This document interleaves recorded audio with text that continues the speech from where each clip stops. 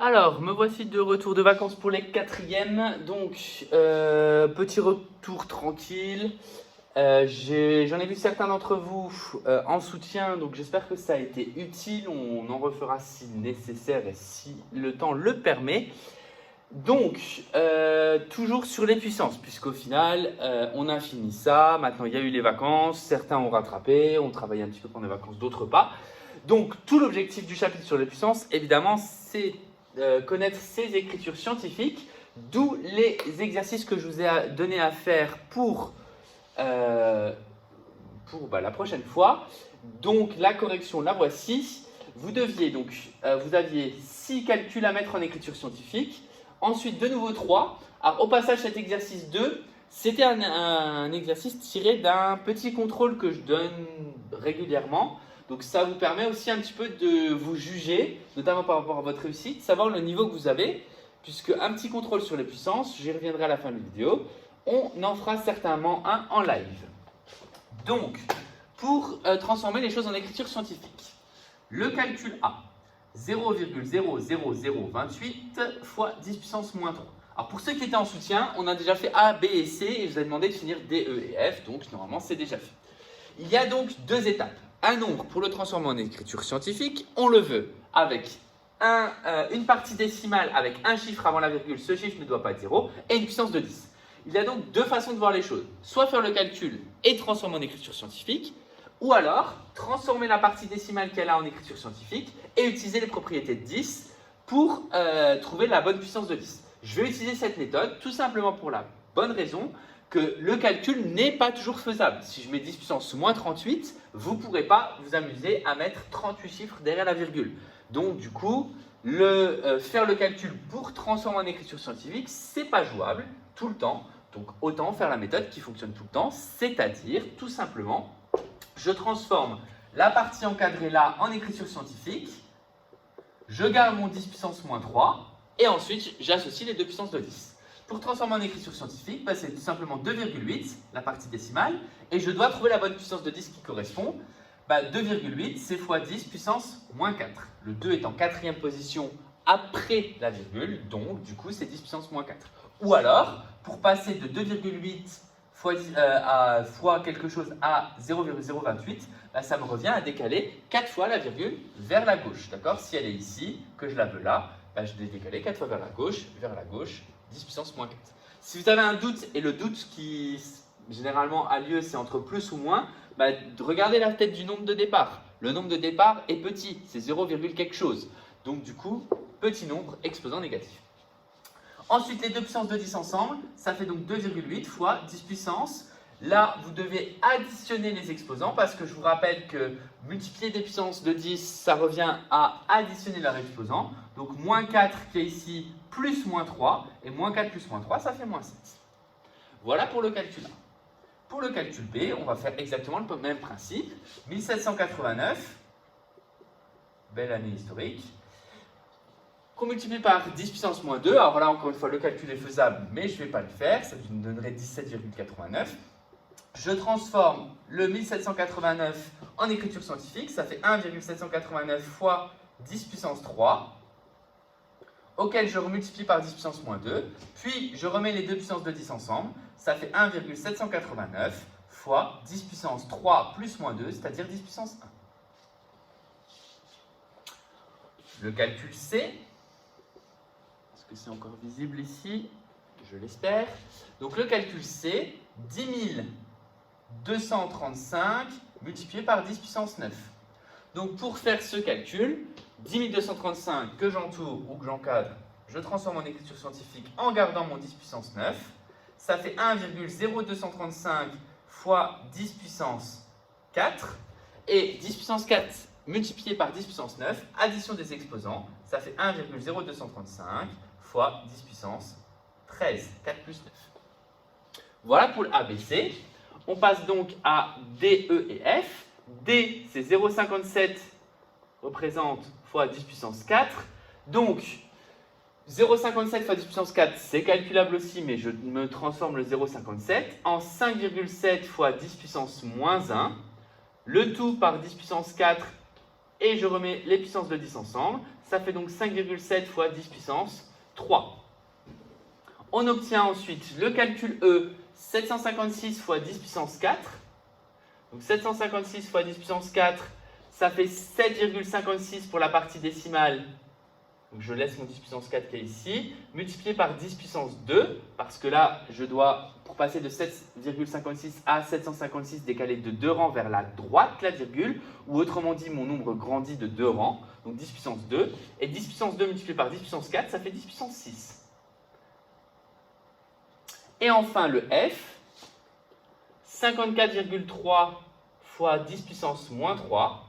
54,3, je le transforme en écriture scientifique, je garde mon 10 puissance moins 3, en disant que c'est 5,43 fois 10 puissance 1, d'accord? Parce que pour passer de 5,43 à 54, et là on a une lecture inversée, je décale de 1 rang vers la droite, où il devient, mon 54 est bien plus grand, donc ça me donne 5,43, et quand je multiplie 10 puissance 1 par 10 puissance moins 3, j'additionne les exposants, 1 plus moins 3, ça fait moins 2. Voilà pour l'exercice 64. Donc j'ai été peut-être un petit peu vite. Maintenant, ce qu'il faut bien comprendre, c'est la partie décimale, comment la trouver. La bonne puissance de 10, et faites attention aux signes. Vraiment pour retenir, de toute façon, un nombre qui commence par 0, quelque chose, l'exposant sera négatif. Là, vous le voyez, 0,028 c'est puissance moins 4, 0,57 c'est 10 puissance moins 1. Et après, c'est tout simplement le nombre de rangs de décalage. Donc ici, vous deviez, dans ce contrôle, faire la même chose. D'abord des nombres sans puissance où la réponse est simple, elle est directe, et un nombre où, dans le L, comme dans les calculs A, B, C, D, E, F, vous deviez d'abord transformer le 0,0343 et l'associer à la puissance de 10 puissance moins 8, puis un exercice de comparaison, je reviendrai dessus. Donc ici, ça donne tout simplement 4,3251 fois 10 puissance 4. D'accord?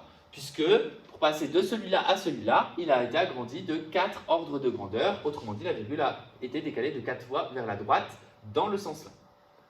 0, quelque chose, ça va me dire exposant négatif. Donc la partie c'est 6,14, soit tout simplement 10 puissance moins 4, parce que si vous comptez la virgule ici pour aller là, bah, ça fait de 4 rangs vers la gauche, le nombre est 4 fois plus petit. 4 ordres plus petit. Pour le L, donc même principe, je vais le faire en dessous, c'est lui que je vais transformer en écriture scientifique. Donc le 0,0345, je vais le transformer en 3,45 fois 10 puissance moins 2, parce qu'il commence par 0, quelque chose, fois 10 puissance moins 8. Et là, les deux puissances de 10, je les mets ensemble en les additionnant. Parce que je rappelle quand même la propriété que je suis en train d'utiliser depuis tout à l'heure, c'est que 10 puissance n fois 10 puissance m, c'est égal à 10 puissance n plus m. À chaque fois que j'ai deux puissances de 10 qui se multiplient, il me reste une puissance de 10 et j'additionne les exposants. Ça fait donc 3,45 fois 10 puissance moins 2 plus moins 8, donc moins 10. Pour le D, on vous demande de les comparer. Pour pouvoir comparer deux nombres, et ça quels que soient les nombres, il faut qu'ils soient de la même forme. Si je veux comparer deux fractions, il faut qu'elles soient de la même forme, c'est-à-dire avec le même dénominateur. Si je veux comparer deux nombres, ici en l'occurrence des puissances de 10 et des nombres décimaux, bah, il faut soit que les deux soient en écriture décimale, soit que les deux soient en écriture scientifique. À partir du moment où vous utilisez la même écriture, les nombres sont comparables.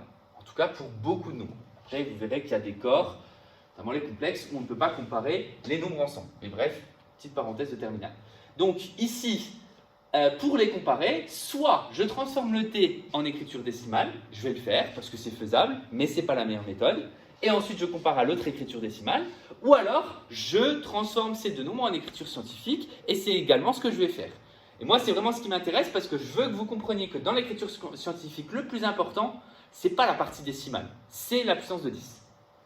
Mais dans un premier temps, 48,5 fois 10 puissance moins 5, je le calcule, c'est-à-dire je sais multiplier par 10 puissance moins 5, cela revient à décaler la virgule 5 fois vers la gauche. Donc, ça va me donner 0,000485.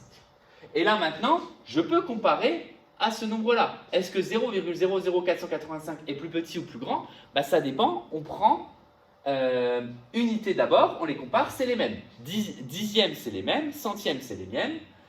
Millième, c'est les mêmes, 10 millièmes. Et là, on voit que les 10 millièmes, ici, sont plus grands. Donc, du coup, ça veut dire que D est plus grand que E.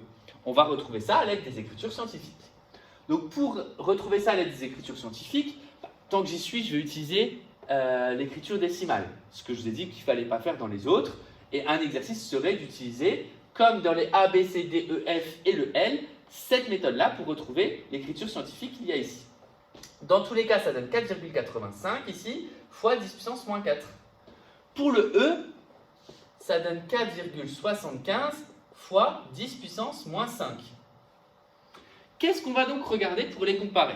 On pourrait se dire 4,85 est plus grand que 4,75. Ok, mais encore une fois, ça, on s'en fout. C'est vraiment pas ça qui permet de comparer, à l'exception où les puissances de 10 sont identiques. Donc, qu'est-ce qu'on va utiliser pour comparer? Justement, c'est l'ordre de grandeur. Est-ce que 10 puissance moins 4 est plus grand ou plus petit que 10 puissance moins 5? Attention dans les négatifs, l'ordre est inversé. 10 puissance moins 4, c'est plus grand que 10 puissance moins 5. Donc, du coup, on trouve bien que E est plus grand que D. Et comparer deux nombres, c'est donner l'ordre de grandeur, c'est-à-dire lequel des deux est le plus grand. Voilà pour ces exercices qui résument un petit peu ce qu'il faut savoir faire, encore une fois, sur les puissances. On va attaquer bientôt un nouveau chapitre sur la proportionnalité, c'est le prochain qui est en cours. Donc, ça veut dire que les stats, on les laisse encore un petit peu de côté. J'aimerais quand même pouvoir les faire en classe avec vous, parce que j'ai plein de questions intéressantes à vous poser à vous tous. Donc, la proportionnalité, ça va être le prochain chapitre qui va être en ligne et dont vous allez avoir besoin. Et c'est ce qui signifie que sur les puissances, j'aimerais qu'on organise un petit contrôle visio pour avoir en gros une demi-heure de questions où je vous pose des petits exercices que vous les faites sur feuille et ensuite les réponses. Les réponses que vous pourriez me montrer et vous auto-corriger.